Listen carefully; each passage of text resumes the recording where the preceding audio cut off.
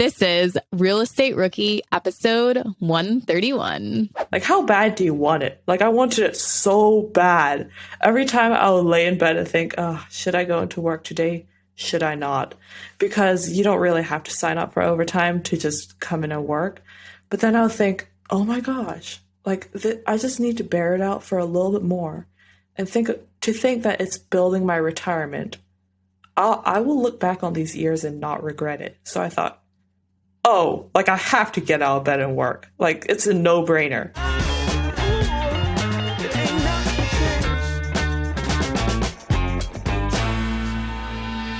My name is Ashley Kerr, and I am here with my co-host, Tony Robinson. Tony, what's going on? What do you want to banter about today before the episode? I kind of like the little life updates we've been doing. That's been like a fun little addition. So I'm trying to think what's going on in my personal life first. Something that's kind of cool. My son came, so he's in 8th grade, and he came home the other day and told us that not one, but 2 girls had written love letters to him, confessing their adoration of our son. So we're at that phase of like the parents in life now. Oh my gosh. And he shared you with she shared that with you guys? Yeah, he let us know. Oh, that's so sweet. Yeah. I hope my boys tell me too. Show me their little love notes they get. Yeah, so we're just trying to brace ourselves that we're now at that phase of parenting. So yeah, like we like it was so funny. Like Sarah and I, my wife, we were separate on Friday. Like I was at home, she was like out running errands, and we both separately bought books on raising teenagers. Like I bought 2 books on my Kindle, and she just happened to stop by like Barnes and Noble to pick up a book on it too. So the joy of raising teenagers. Oh my gosh, that's so funny. Yeah. Well, I can't wait to learn or have you learn everything and then just tell me what to do when my boys are teenagers. So, this is actually really nice. I do like it when we, give little life updates, because whenever me and you actually do talk, and we do talk a lot, it's always like, what should I do in my business? What do you do in your business? all business and real estate talk usually. Yeah. So I just took my boys to Fort Lauderdale. Actually, we just got back the other day. We did like a little mini weekend vacation. I was speaking at one of Steve Rosenberg's events, and my mom came with me, and it was great. It was awesome. My mom got to meet the Steve Rosenberg, who has been my mentor for a long time. And that was probably the worst dinner I've ever had in my life. And it was like my worst nightmare come true because the conversation went like this. To Steve was to my mom, so start from the beginning. What was Ashley like? And my mom goes, well, she started talking around 2 and she wouldn't stop talking. And he's like, that sounds about right. Keep going. And from there, they went and like went through my dating history, everything. Just the whole backstory of Ashley, huh? Just making fun of Yeah. And then we had like 3 other people join our table who were coming to attend Steve's event. I'm like, yeah, so this is my mom and this is me. Join the story. But yeah. But that's where real friendships are forged, over the dinner table, hearing the embarrassing stories of what it was like growing up. So yeah. Well, today we have somebody who is not very grown up today on the show, 20 years old, and you guys will not believe her story. Yeah, just really phenomenal. So we have Rachel on the show today, and just, people make so many excuses as to why they can't get started. And I think Rachel's proof, along with so many of our other guests, as to why your age isn't a restriction, your background isn't a restriction, your occupation, like there's nothing that's holding you back from becoming a real estate investor. And I think Rachel's just such a great example of that again today. Before we bring Rachel onto the show, make sure you guys check us out on the Real Estate Rookie YouTube, and you can check me out on Instagram. Slide into my DMs at Wealth from Rentals, and the same with Tony. He always loves a good DM. At at Tony J. Robinson. And share your stories with us. Towards the end of the show, you'll catch the rookie Rockstar, and we would love to feature you guys. So send us a DM, slide in there, and tell us about your win, your success for that week. We'd love to hear it. Rachel, welcome to the show. Thank you so much for joining us. Can we start off with you telling us a little bit about yourself and how you got started in real estate? Oh my gosh, where to start? So I have been homeschooled from K to 12, and I kind of just grew up in the country. My mom, she's a Korean mom. She's the stereotypical tiger mom, always just very on us about getting good grades.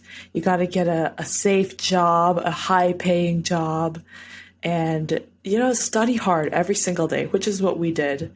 As homeschooled kids, we have to, you got to learn to be self-motivated.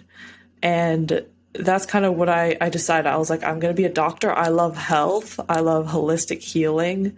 And I'm going to get a degree, go to med school, and get a nice, well-paying job that is also very fulfilling. And then I went to college at 16 after taking the ACT. And wow, that's awesome. Yeah, congratulations. Yeah, thank you. I mean, everyone says you must be super smart. Well, I think that the public school does a huge disservice to their students. And as a homeschool kid, I was able to see how working on yourself and working at your own pace can really help you get ahead. And yeah, I went to college and I told everyone, hey, anyone could do it. That is amazing. Actually, what were you doing at 16? Do I have to answer that? Oh, man. I had just gotten my Pontiac Bonneville at age 16. Oh, you guys. Sorry, Rachel. So you go to college at 16. What happens from there? Yeah, so I ran track in college. I had a lot of fun, so much fun in college. I loved those years. Room and board, you lived in the dorm, you went to the cafeteria, you went to practice. It was just such a simple life. And I was a bio major, obviously, because medicine, you got to be science. And then I got into an accelerated program with KCU, which is an osteopathic school here in Kansas City. And I was on a 3-year course. And at my 3rd year, I was getting ready to attend med school. I've always thought about real estate. It's been at the back of my mind. And then when I was working to save up for med school, I worked at a warehouse job where it's such a mindless job. So you could listen to podcasts and ebooks, YouTube videos. So I just thought, okay, I might as well capitalize on this free time where I was actually making money and just listen to real estate podcasts. So I started off listening to the real estate radio guys and then to Bigger Pockets Rookie. And that was such a ray of hope in my life, just hearing these regular people becoming financially free through real estate. And then once I started getting that idea that I could do it, I started to actually thinking about not going to med school. Also, there's a whole nother reason why, because I believe that the medical system in America is very corrupt. And if you are to be your own boss and actually care for your clients in the way that you want to, you have to kind of open a private practice. Otherwise, you'll be bossed around by the big hospitals and whatnot. But anyways, I decided to just get into real estate full time. After a lot of prayer and self-reflection, I thought, okay, this is something I really want to do. And what if later down the road, I look back and realize that this is something that I really wanted to do, but I never took the plunge. So I decided to get my license and become an investor, basically. And yeah, that's kind of where I started. I've always thought about real estate at the back of my mind, especially since I listened to Graham Stephan. He's a realtor / YouTuber. But yeah, that's where I got my idea from you guys, basically. Bigger Pockets is such a treasure chest of information. And yeah, that's kind of... We love bigger pockets just as much too. Man, I love bigger pockets. Okay, so did you stop going to school then? Yes. Okay. It's all... So let's talk about that right there. Like, you were on this path to go to med school for a very long time, since how old was it? Even 16, or even before that, you knew you wanted to go to med school? Listen, it was way before. I've always been a fan of natural health, natural cures. And there was this huge thick book. It's called like Natural Cures or something. I would read that every single day. You know how you bring your phone to the bathroom when you're taking a dump? I brought that huge book because we didn't have phones. My mom did buy us phones until I got my first phone when I was 16. So I would just read health books like 24/7. Like, I was obsessed with health. I still love health. Like, I think that natural cures are the way to health. But I've kind of moved on from that, and I'm like absolutely obsessed with real estate. I have an obsessive personality. Sorry, really quick. Can we just also set the table? Like, Rachel, how old are you as of today, or like in today's recording? I'm 20. That's amazing. Yeah. Right. Listen, I'm blessed. I think you might be the youngest person that we've interviewed. I remember we interviewed a couple of college students, but I think they were older than 21. I don't think anyone that we've had on the show has been younger than... I don't know, Ashley, am I wrong? Yeah, I don't know. It might have been someone that was 20, but okay. Yeah. That's really cool. Yeah. Definitely right up there. Can you so fact check this to us? Yeah. Can we film this in? I can't even buy a margarita yet. Yeah. But you can buy a property. Oh, yeah. That's what's important. That's what matters. Who cares about a margarita when you can buy a property? Okay, so what about that mindset shift? Like, you've spent almost a large majority of your life focused on this track. What was that like for you to be able to make that shift? Like, you've spent so much money already on college. You've, did all of this stuff to reach this one goal. And now you've made a complete pivot. And not to say that that was all a waste, but it's not exactly necessary for you to need to become a real estate investor. And how did you become okay with that? Because I went to school for accounting, and I kind of use that, I guess, in real estate. So it has been beneficial, but I don't know how you would be using health, I guess, and medicine in real estate investing. Well, so the mindset shift, I would say, definitely was a huge shift. Like, the year of 2020 was the best year of my life in terms of, like, I feel like I've changed so much in terms of, like, I feel like I've come closer to God. Like, faith is a huge part of my life. And also I gained the knowledge and the understanding that money comes easily. You don't have to work your tail off, and you don't have to spend thousands of dollars on a college education to make money. We live in a capitalist society right now, and you gain money proportionally to how much you contribute to the lives of others. And obviously doctors contribute so much. Like, they've gone through college, they've gone through med school, they save lives. But so do real estate investors. And if you're an investor, you're providing housing, you're providing something valuable to people. And I just kind of realized that entrepreneurism is not about clocking in and out and trading your time for money. It's about just building bigger value for people around you. And that just really was just such a mind-blowing thing for me, because, like, I'm sure this is common in the Asian culture more than in the Western culture, but we think that you gotta take the safe road towards wealth. Like, get a job, get a good education, be smart, be book smart, and do your work well instead of finding new ways to build wealth. And that's kind of the mindset shift that I went through after listening to all these successful people on your podcast, all these other podcasts and ebooks that I've listened to. Rachel, the thing that I kind of thought of and what stood out to me is when you were talking just about your story and what you were passionate about, and that was natural health, and then you decided to shift to real estate. I think real estate is going to be a better vehicle and a better tool for you to actually make an impact fulfilling your passion. If you decided to go the medical route, like, yes, you'd be making money and you'd be in the profession to try and make an impact. But I think that you are building this foundation through real estate that you're going to free up a lot more of your time, and you're going to have a lot of resources, and you're going to have a lot of money to actually make a bigger impact than if you would have went to medical school.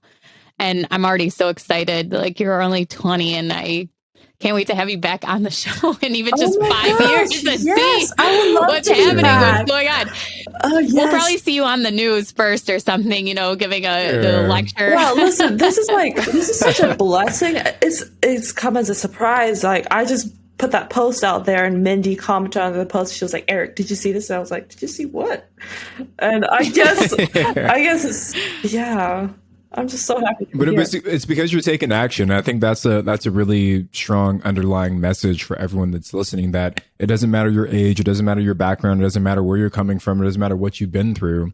As long as you consistently take the right action towards your goal, you're going to make progress. And I also want to highlight something that you said, Rachel, because I thought it was really, really insightful. But you said entrepreneurship is about building bigger value for the people around you. And I thought that was like such a smart way of defining what it means to be an entrepreneur, where your value as an entrepreneur isn't about, how much time you put in, but it's about the amount of value that you give to other people. And when you frame it that way, I think it makes the jump of becoming an entrepreneur a little less scary if you're confident in your ability to provide that value to other people. So, dropping bombs, 7-8 minutes into the conversation, but I want to make sure that we highlighted that. But it makes me think of one other question. So hopefully you can answer this for us. Early on, you talked a little bit about the family pressures of, kind of following that traditional path. There are societal pressures of following that traditional path of getting a W-2 job and, getting a higher earning W-2 job. And sometimes there's like internal pressures to do that as well. Like, you just feel like you need to do that. How did you overcome those feelings of pressure, those sensations of trying to follow along that path to kind of break out on your own? Because, again, you're 20 years old, which I think is really, really brave of you at that age to kind of have that realization. But there are many people who are in their mid 20s or late 20s or 30s or 40s or 50s that are listening that haven't been able to escape from that pressure. So I want to know how you did it at your age. Well, okay. So have you ever worked in a job where there was just an old way of doing things, and when you'd ask, why are we doing things this way, they would be like, well, it's just the way we've always done it. And that would be the most frustrating thing I would ever hear. Like, if you just put in a little bit of creativity and your own work, your own sweat and work into finding a better way to do something, your results are magnified. Like, you can see an exponential increase in productivity when you actually put in the work and put in creativity to fulfilling a goal. So I thought about going down the old path of completing all my education and getting a safe job that literally everyone else could do. And then I thought about, what if I applied myself to my business and could literally start building value for people right now instead of going down the old path. And that's kind of why I had the confidence to be able to get started, is because I've seen so many times in my past where people would do things the old, inefficient way that just everyone does. And they'll say, oh, I'm on the path to something safe and to something very promising.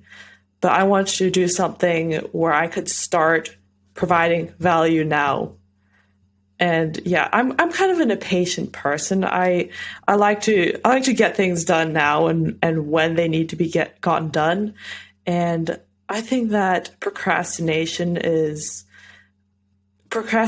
and not sticking to your gut in terms of what you think you're passionate about is just, it can fester and it leaves you in a state of regret. later on down the road when I'm on my deathbed, I want to look back and say, wow, I'm so glad I tried that instead of, dang it, I should have tried that. Rachel, we are only like 10 minutes in, and I feel like you have said so much and provided everybody with so much value already. Let's talk about your deals, though. What does your portfolio kind of look like right now? I have 4 units right now, so that fourplex was my first investment. And yeah, I'm just so excited to get into my next investment, which I'm planning on house hacking, my next investment, and then purchasing single family homes and doing the burst strategy on those. So that's my plan for my next couple of investments. Awesome. Let's go through this. So once you decided, did you buy this 4-unit after you decided to quit school, or was this before? No. So I actually, like, I've been going back and forth about whether or not to quit school. And then I was like, okay, God, just take it all. Like, it's all you. Give me clarity. That same day, I had the clarity to tell the staff at KCU that, hey, I'm not coming. Just so you know, take me off the list and bring in the next person that you have on the list. So after I gained that clarity, I was like, okay, Rachel, like, you literally told them, like, medicine is not in your future. You have to buy a house now. So I was like, okay, 3.5 down FHA, what could go wrong? Like, if I just buy a house, even if it burns down, like, say I put down 10 grand on a house, like, what could go wrong? Like, I tried it out. So I started going MLS shopping. So I would go on Zillow and I would just, like, look through all these multifamilies every single darn day. Like, I would write down, I had a notebook full of, like, analysis where I put down, like, the cash on cash return, down payment. Okay, let's stop and talk about that right there, because that is so important. You were practicing. Yes. And how do you get super good at analyzing deals? You practice. Yes, you analyze a deal. Yeah, so talk about this notebook more. Oh my gosh. So, like I told you, I came from a background of homeschooling. So I knew the power of writing something down every single day, because we would go through, like, textbooks, so much material, and we would have to memorize a lot. So we would write down a lot. And then Brandon always says, the reason why people say they can't find a deal is because they're not analyzing deals. So I thought, okay, Brandon is right. I have to start analyzing deals every single day. So that's what I did. I just, even if a multifamily, I analyze mostly multifamilies because house hacking is something I want to do. And I wasn't really a fan of renting out, like, 3 bedrooms. So I thought, okay, a duplex or triplex comes on the market, I will analyze it that night. So I wrote down, like, the cost to get rent ready. If it was ugly, I just assumed. I'm not a contractor, so I just came up with a number, and I put down the down payment, which would be 3.5%, and I put down the interest rate at the time, and I put down taxes and estimated insurance, and I just wrote down, like, my estimated cash flow, estimated cash on cash return, and estimated ROI. So I'll look at all these different deals and kind of get a feel of which zip codes and which cities had better returns. And then I noticed that, like, the worst neighborhoods had a lot better returns on paper. But I wasn't sold by that. I knew about, like, how appreciation was very important and how buying in a good neighborhood for your first investment, especially if you're going to live in it, is also important. So Rachel, how did you get pre-approved? Were you working at this time in your warehouse job still? Okay, that's a whole nother story in and of itself.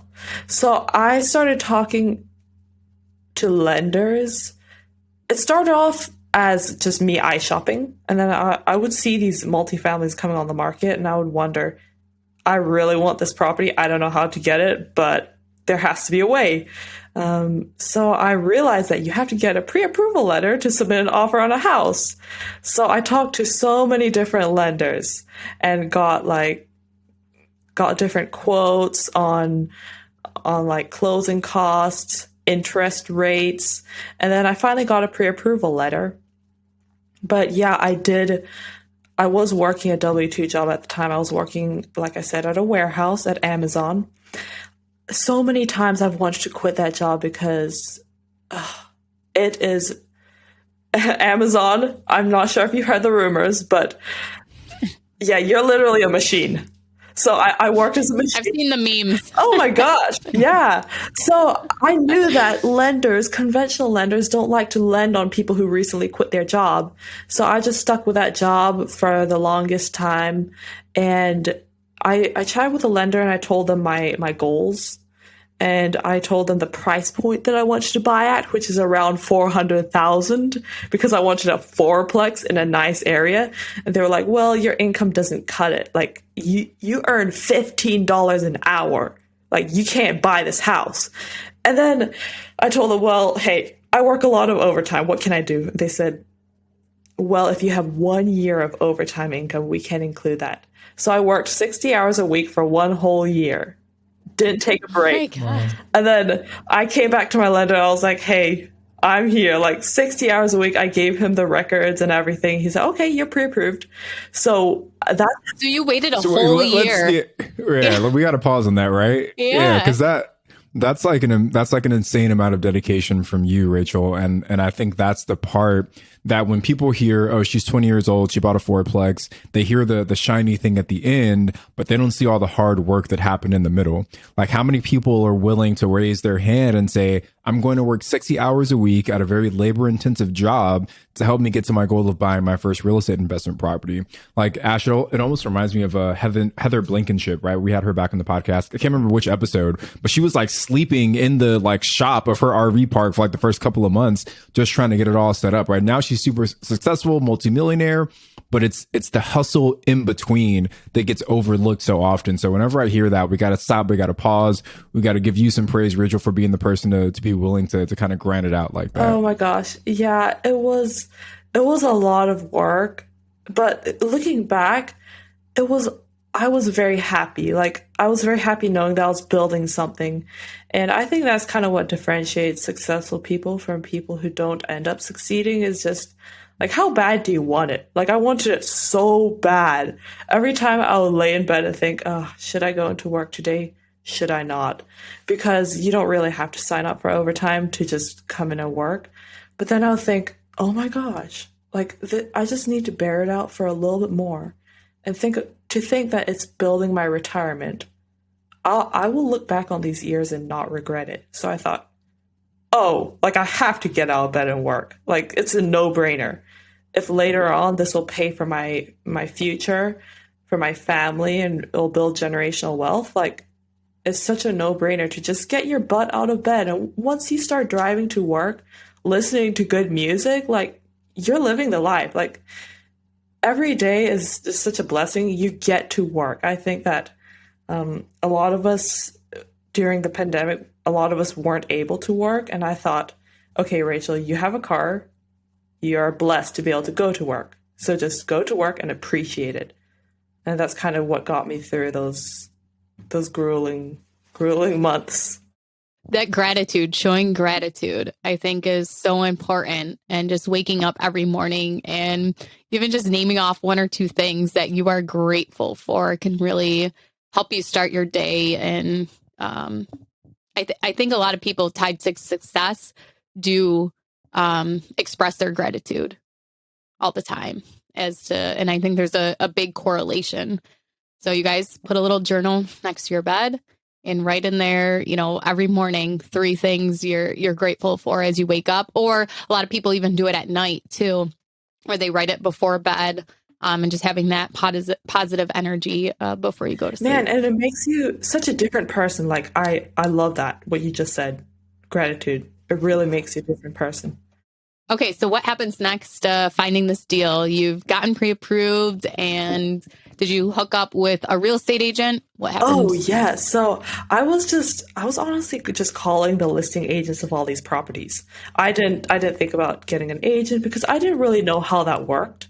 So I called the listing agents, and the funny thing is, when I saw a really good deal, it would get off the market instantly.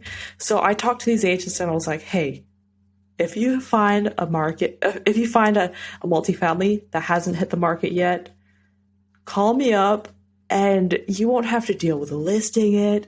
You won't have to deal with talking to other agents. Like, I will be your go-to buyer.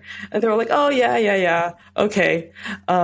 So, yeah, I mean, I kind of knew that I had to offer them something to show that I'm a qualified buyer and that they will benefit from coming to me. So I said, hey, if you get a 6% in your listing agreement, who knows? You might be able to keep that whole thing, because sometimes they'll end up cutting it to save the seller money. But I said, if you found the buyer, you might end up with 6%. So they're like, okay. And then none of them really got back to me, except this one guy. He is like a multifamily expert. When he heard what I was trying to do, by then I was also licensed, which you might have some questions about. Like, I just got licensed. And then I was also looking for homes. But being licensed doesn't mean you know exactly what you're doing. So I was just licensed, going eye shopping. And then I told him, hey, like, I'm a realtor and an investor. If you find me an off-market deal, like, you can make it all. Like, I'm not going to ask for any commission. He was like, wait, what are you trying to do? Are you an investor? And I said, yeah, a little bit of both. And then he said, oh, come to my office sometime and I'll teach you the game. So Steven, this is the guy who I called. He is literally the most personable realtor that I ever met. He doesn't even call himself a realtor because he deals with people. He thinks that he is there in the service industry, which we as realtors are, but sometimes it can become such a cutthroat game where they're just like, do you have a pre-approval letter? Call me when you do, He really cared about me. He said, I will find you an investment. Just come to my office. Let's chat about this. So I went to his office, and that became the start of a long friendship, which I'm still friends with him to this day. I visit his office often. He mostly sells apartments, but he's very well connected in the area. And he got me hooked up with an off-market deal, which is how I got this property. So a couple of things to point out with your story here, Rachel. First is that we often talk about the importance of relationships in the world of real estate investing. And your relationship led to experience, right? Because this person passed some experience on to you. They put you up on game from what they said, right? The second thing is that you found a deal through this relationship, and you found friendship. And we talk so often that real estate investing is all about your ability to create and maintain meaningful relationships with other people. So I think you kind of lived that saying out so well. But the second point, and this is kind of a question for you too, but I know one of the things that comes to Ash and I pretty often is like, how do I get a mentor? I want someone to take me under their wing and show me, the steps that need to be done. And it's hard, right? Like people that are typically successful are successful because they don't have a lot of time to share with, a bunch of random people. But you were able to kind of break through that and find someone who was willing to, again, take you under their wing and kind of walk you through. Like, what do you feel that you did, or what's some maybe advice you can give to rookies that are listening to put themselves in a similar situation to align themselves with a mentor? Man, so I hear that a lot. Everyone's like, I really want to find a mentor. Honestly, I don't like the word mentor because it sounds like someone is pouring information into your life and you're just kind of taking it in. But I never really wanted to get a mentor because I always want to be value wherever I step. So I didn't want to be someone's burden. And then when I talk to people, I realized that if I really want to find a mentor or a friend who's going to help me, I've got to approach every single situation with something first. Like I told this guy, hey, you're going to make both sides of the commission, and I will work with you on future deals. Like let's create a partnership. So I didn't really ask him, hey, will you teach me the game, or will you teach me this? Will you teach me that? Will you bring me deals to solely me? I just said, hey, like, I would love to work with you sometime. And then that really opens up people to the idea of working with you. And he's just a very generous hearted person. So, He invited me to his office. He taught me all he knew. Not everyone's going to do that, but if you approach every single situation with a service first mentality, you're going to find someone who would love to work with you, who would love to teach you. Because when you, at that point in your life, where you get to the point where you've had so much success, you want to pour into others. But that's also the point where you can smell people who are just trying to get something from you. And if you just come into every situation with, I want to serve, I want to help, the successful people will see that and they'll be like, okay, this is someone I want to invest in, because people are created to build legacies and everyone wants to help. Like, old people are so generous. They love helping, but they also don't want to help a selfish Gen Zer who just wants to take something from you, you know? Yeah. Okay, well, Rachel, my next question was actually going to be, do you think that more people are interested in you and interested in helping you because you are so young trying to do this? Or do you think that they take you less serious because you are younger? Well, that's a good question. Well, I would say that they're intrigued and they just assume that I'm a little bit older. They're like, their first reaction is like, oh, like, are you buying the house? But then they're like, oh, she must be older. She just has a young face. So I don't really tell people my age until they ask, which I'm like, yeah, I'm 20. And obviously they probably think that I'm a super rich person. But then I say, oh yeah, I work at a warehouse. And they're like, oh, you know, like it's kind of confusing for some people. But then I think once they see that I'm really ready to hustle, that helps them take me more seriously, because with my background, you wouldn't really expect a warehouse worker to start investing in real estate. But, you know, it gives you a level of credibility to show that you started from really nothing to get where you are. And yeah, people can take you seriously.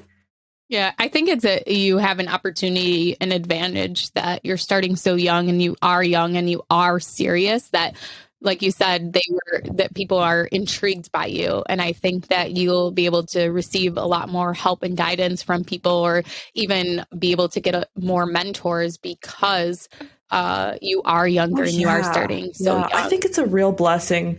I don't think it's a problem at all. It's something that and that's great. Yes. One thing I want to point out to everyone listening is that if you do feel like people aren't taking you serious, that's probably more in your own mind than it actually is. Yeah. And Rachel, I've loved your mindset this whole thing. You are so wise. Oh my gosh. Thank you. I know that you do not have that problem. Yeah. Okay, so what happens next with the mindset? Or not in the mindset. With the mindset, property. Yeah. Oh, yes. Yeah, where does your mind go? Yeah, next? my mind. So like the property is a really nice property. It is very turnkey, but I still bought it under market value, and it needed some work, which I'm fine with. It's cool if it needs some work. I just put in some repairs in 2 of the units. Actually, do you have the details of the property, or would you like me to give you the details? Yeah, let's hear the details. Okay, it's a 4-plex in Lee Summit, Missouri. So Lee Summit is like the Overland Park of Missouri. So Overland Park, Kansas is a very upscale neighborhood. Lee Summit is considered the Overland Park of Missouri. And it's the good thing about it, the reason why I love this market is because the property values haven't appreciated to like extreme levels yet.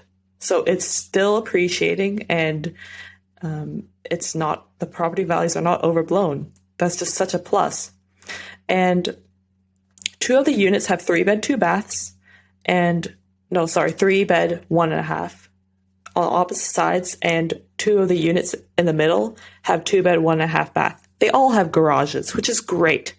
No basement, stone slab foundation, concrete foundation, and they all have great tenants. Like, I know them personally, which kind of which made it harder to raise the rent. So I didn't raise the rents as much, but I love them. They're just so awesome. And I know some people will say that's not a great way to start a business. You know, you got to be a business minded person. You got to raise the rents as you can, like as much as you can. But once their leases ran up, I told them, hey, like I'm going to be raising rents because market rents are way above what you guys are at. And I told them I won't raise it that much, which I didn't. Because they had been living here for a while, and like I get why some investors would want to raise them to market rents, but you got to understand that these people their income is suited for that level of rental expenses, and if you raise it to a certain amount that they can't handle, they have to move all their stuff out. So I mean that's just not something that I want to be a part of. So I just said, just raise it just by $50. There's that trade-off too, as to do you raise the rent and risk having a turnover and having to fill that vacancy, or do you just raise it a little bit and keep those long-term tenants in there too? So when you did your analysis though, are you cash flowing? Is the property making money for you at what you are charging? It would actually break even with me living in it. But once I move out, and actually once I raise rents, it cash flows a little bit. So once I move out, I'll probably rent this unit for $1,300. So I'll be cash flowing, if I did my math correctly, about $300 or so, $300 minimum per door. So how much are you paying towards everything for you to live there? Okay, let's talk numbers. So I'm paying $2,800 for the mortgage payment and insurance, all in $2,800. And one of the units rents right now for $1,050. The other unit rents for $1,050. Those are the 2 3-beds, and the 2-bed rents for $915. And that covers my mortgage and more. So by the time I move out, I'll rent this one out. Of course, I'll need to do some updates on it, which the kitchen is very outdated. So I just got some contractors to give me a quote today, and they'll send in the quote by the end of the week, and we'll get that updated and ready to go. But yeah, I think it's a good return for an appreciating market, because some people buy properties here that literally don't cash flow because the lease summit is that good. Lease summit is that hot. The school districts are 8 to 10, and yeah, it's just really a nice area. So I think I got a great deal. It sounds like you got a killer deal, Rich. I mean, look, you're living rent free, right? Like you're living totally no money out of pocket to cover your own living expenses, which, you know, for anyone at any age is an impressive feat. So you're building equity in your property by allowing your tenants to pay down your rent. You're living for free, and what you say is a really nice area of the state that you live in. It's a win-win-win across the board, and you've done your tenants, you know, a favor by allowing them to stay in this nice part of town without kind of pricing them out. Now, one of the questions that jumps out to me, Rachel, is a lot of people, I think, hesitate becoming a landlord because of having to deal with tenants. So, are you self-managing this property? And if so, how has that experience been for you? And can you maybe share any advice on how to effectively house hack and manage that property at the same time? Oh my gosh, that's such a good question, because that was my biggest question when I was first getting into house hacking. I was like, I will be living next to my tenant? I don't know. Yeah, that's definitely scary. And that's the biggest thing that the people I talk to about house hacking, they're like, well, what are you going to do with your tenant? You collect rent. That's just the simple answer. But yeah, I was very afraid. And then I was like, oh, should I just contact a property management company and have them deal with my tenants? But then I realized, okay, it's not scary. People aren't scary. If you were in their shoes, what would you want? If I was in their shoes, I wouldn't care if a new owner came in and just collected rent in the place of the property manager. Like, tenants don't care. Unless it's a super dramatic person, they really don't care. And as long as you're very upfront and honest with what you're doing, it's actually the start of a great relationship. Like I run into them, I have conversations with them. They're great people. And yeah, I mean, they're just mature adults. Like it's not that deep. And obviously, like managing the maintenance can be a headache, which I'm just now getting into the flow of, because finding good contractors is not the easiest job. But once you do find them, you have them in your back pocket. You can call them up whenever. So self-managing is not too big of an issue, especially since I have automatic payments in apartments.com and they just enrolled for automatic payments. I told them, hey, property's going under new management. I'm managing the property. And at first they were a little bit confused. They were like, oh, are you the property manager? And I said, no. Well, yes, I am, but I'm also the owner.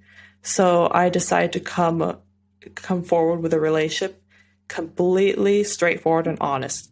So that kind of gave me confidence because I'm hiding nothing from them. And they're very honest with me. I'm very honest with them. And we have a great relationship going on. So it's nothing to be scared about. For all those people out there, potential house hackers, do not be scared of managing your own units. It is not scary. And yeah, it's just dealing with people. We had somebody on the show not too long ago, or actually, I think it was actually a long ago, maybe even a year ago. But they had said how when they had bought their first property, they got that first maintenance call and it was just like stress and this weight on their shoulders. And they're like, oh my gosh, there's a problem. And they called somebody to get it fixed. And then afterwards, they like realized, wait, that was like took 10 minutes of my life. And I made $500 this month from this tenant, like cash flowed that much. $500 for 10 minutes of my time. This isn't actually that big of a deal.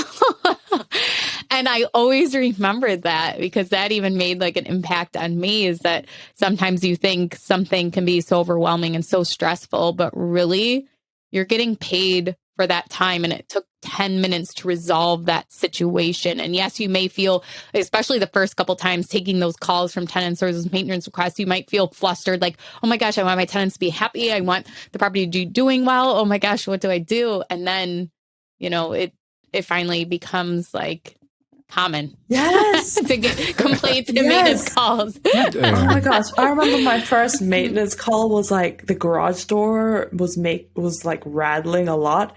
I had a heart attack. When I heard that, I was like, my house, oh no. I was so scared. But then once I got that fixed, it was just like, this was nothing. Like, well, obviously for anyone's first, it's going to be scary.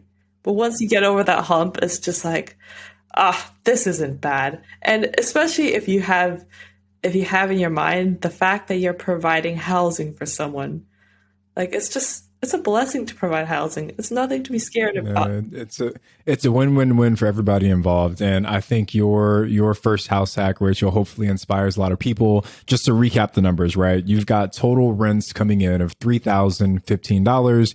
Your principal, interest, taxes, insurance is $2,800. So you're already cash flowing right now. And then, like you said, once you move out and move on to that next house hack, those numbers go up even more. So kudos to you. Congratulations to you for crushing on this very first deal. Oh my gosh. Yeah, I didn't think my first deal would be great. And I thought it would just be an okay deal.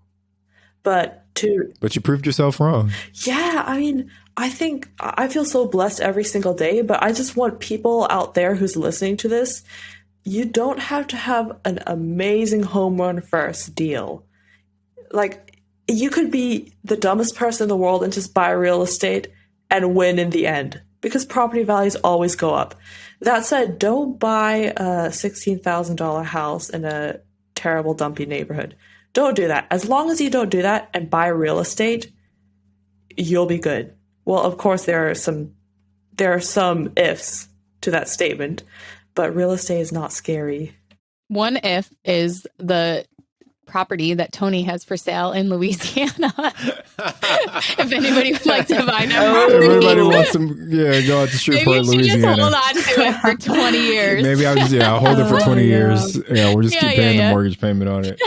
Yeah, Jesus. Well. Speaking of, so that deal has been haunting my mind for months now. But let's talk about better.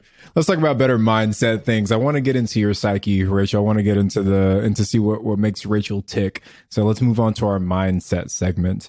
So we've talked a lot about mindset already, but I'm curious, Rachel. It seems like you've learned a lot in your journey with this first 4-unit deal that you've house hacked. If you go back to Rachel before you closed in that first deal, what were some of the misconceptions you had about becoming a real estate investor? Some things you thought were necessary, some things you thought were true that turned out to be false? Yeah, so one of the biggest misconceptions I had was property management is going to be so hard. Like I have to have a huge software or something. I have to have like a whole team to be able to manage my properties. Well, if you have a huge portfolio, that is necessary. But starting out, I would always recommend newbies to self-manage their properties for at least a couple months, just get a feel of it. And it's not scary at all. That's one of my biggest misconceptions, is that talking to the tenants would be scary. I thought it would be so intimidating because I thought they'd ask me for favors, for so many different questions. But no, people aren't like that. They're not going to be bothering you all the time. They just want to live a good life and live in quality housing, which hopefully you're providing. And as long as you approach each interaction with, okay, how can I serve this person and help them get the best experience in my property, there's nothing to be scared about.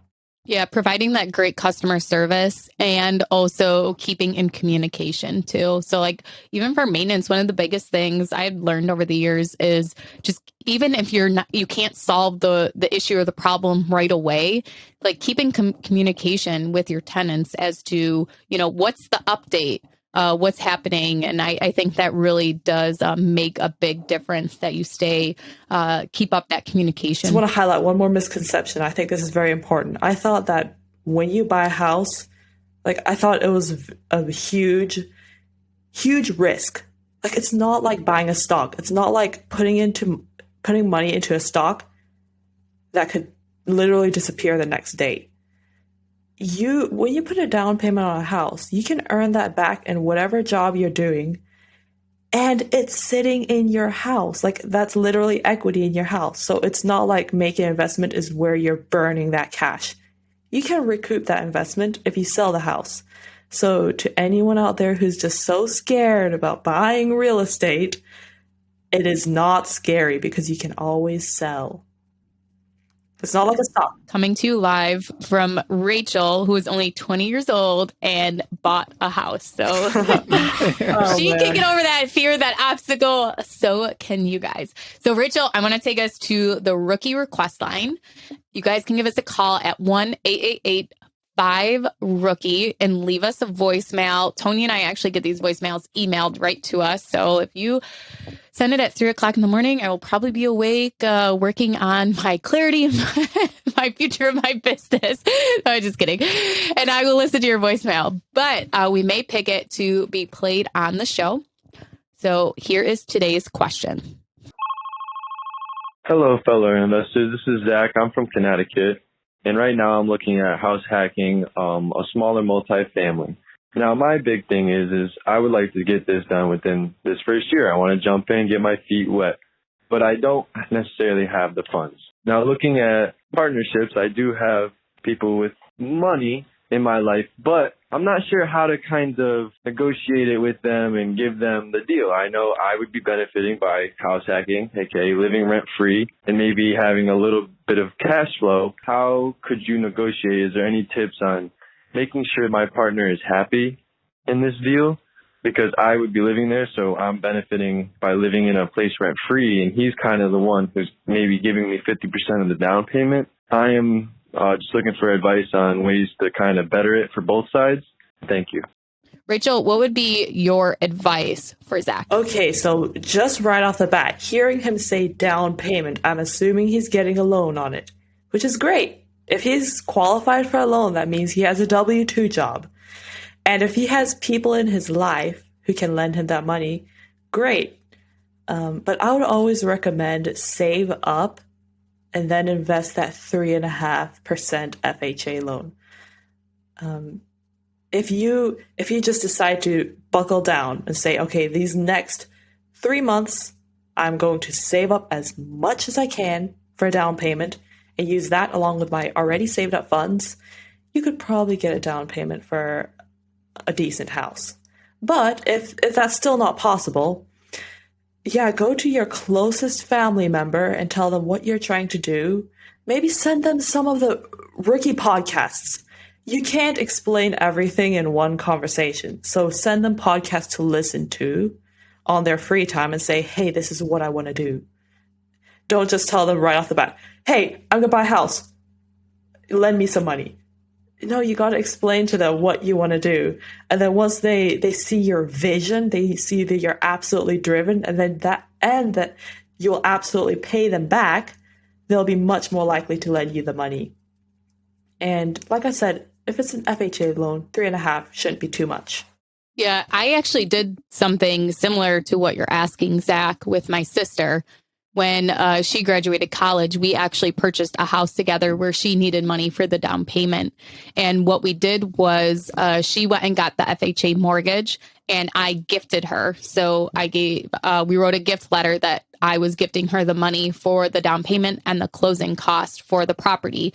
And in this gift letter, it states that she does not have to pay me back for this money and the loan will accept that. So what we did was she got the mortgage in her name. And then we became 50-50 owners of the property. So we are 50-50 on the deed. The mortgage is only in her name, so it doesn't affect my debt to income at all. And I gave her the funds for the down payment closing costs. So the benefit to me is I got into an expensive property for a low amount of money, because if I went to go buy an investment property and wanted to use as little of my own cash, I would have to put 20% down or pay cash for it. So that was an advantage to me. And it's an appreciating area. So long term, this is a long-term benefit for me. My sister's living in one unit. She's renting out the other. The benefit to her is that she's only paying $45 a month to live there. That's what her costs are. Yeah. So great benefit to her. Great long-term benefit to me. If she eventually moves out, we split the cash flow from that when the other unit is rented. And then if we end up selling the property, I, get 50% of the equity that's left in the property after selling it. So that is definitely one way you can structure it. And when you are trying to approach somebody to be your partner, make sure that you're approaching it as it's an opportunity for them, not just that you need them and you need the money. Make it an opportunity for them. So, yeah. Can I add one thing to that too, Ash? This question comes up a lot about what's the best way to structure a partnership, or how do I make sure that it's fair? And the honest answer is that there's no one size fits all for partnerships. What's a good partnership deal to me may be different than what's a good partnership deal to Rachel or to Ashley. And all that matters at the end of the day is that all parties involved are happy with what the agreement is. If it means, that Zach, you go out and you buy this property and, maybe you don't put up any of the capital and then any cash flow that is left over goes to the partner, then so be it. If you put up maybe a little bit of the capital, they put up the other half, but you're responsible for all the repairs and the maintenance. And, then there's a difference. But you can set it up in any way, shape, or form that you want to. There is no right or wrong answer on partnership structures, as long as at the end of the day, you're happy with what you're signing up for. So I just wanted to clarify that, because I know that question comes up a lot. Exactly. Yeah. Another thing to highlight about that, you mentioned that you gifted her the money. I'm pretty sure most down payment programs require you to gift the money with no evidence of having to pay it back. If you want to provide value while you're requesting assistance, I guess you could say, I owe you a royalty of what rents come in, instead of okay, I have to pay this back, because some people don't want to be part-way partnerships and deals. So that works for Ashley because she's a real estate investor, but for other people, just come up with a deal that works for them. And yeah, I just think what you did with your sister is so smart. That's so awesome. Yeah, it's a win-win for everybody, yes. Right? Love those kind of ways in real estate investing. All right. So I want to highlight our Rookie Rockstar before we get out of here today. So for all the rookies that are listening, be sure to get active in the Real Estate Rookie Facebook group. Get active on the Bigger Pockets forums. Shout out to Ashley and I. Give us shout outs on Instagram. Let us know what you're doing. She's at Wealth from Rentals. I'm at Tony J. Robinson. As we find a lot of those good stories, we'll be sure to share them here on the podcast. But today's Rookie Rockstar is Cade. And Cade and his wife just finished their first live-in flip. And get this, they bought the property for $140,000 with 0% down. The rehab was $42,000 and they sold it for $292,000. So, Cade, major congratulations to you and your wife. And if you haven't already, submit an application to get you on the Rookie Show, because I'm sure everybody's heads are spinning saying, Cade, how did you get a 0% down loan on a property? So, congratulations to you both. Excited to see you guys win some more going into the new year here. Well, Rachel, thank you so much for joining us today. Can you tell everyone where they can find out some more information about you and possibly reach out to you? Oh my gosh, yes. Thank you for asking. I love people who have questions because I don't know, I just love being able to tell about my experiences. And yeah, Rachel Morrow. I'm on Facebook, Rachel Morrow, like tomorrow, but no two. Rachel Morrow. eXp Realty, because that's the brokerage I work with. It's easiest to find me on Facebook and Instagram. On Instagram, I'm Rach Does Real Estate. So RACH does real estate, because I do real estate. And yeah, that's where you can find out more about me. Ask any questions you have about house hacking. I would love to answer them all, or even about investing in general. I'm also a realtor here in the Kansas City area. I occasionally come across off-market deals. So if you're looking to buy a house, hit me up. And yeah, I'm excited to hear from our listeners. Well, Rachel, thank you so much. We loved talking with you and appreciated all of the value that you provided to us and our listeners today. We will be back on Saturday with a Rookie Reply. I'm Ashley at Wealth from Rentals, and he's Tony at Tony J. Robinson. Have a great week, guys. Still,